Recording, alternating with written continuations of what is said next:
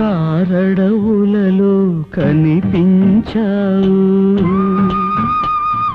నా మనసేమో కదిలించావు.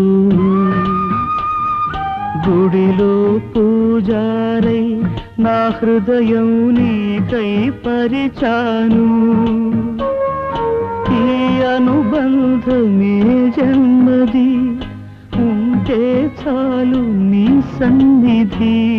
కథగా కల్పనగా కనిపించెను నాకొక తొరసాని, నా మదిలోని పాటగా ఆమని విరిసే తోటగా.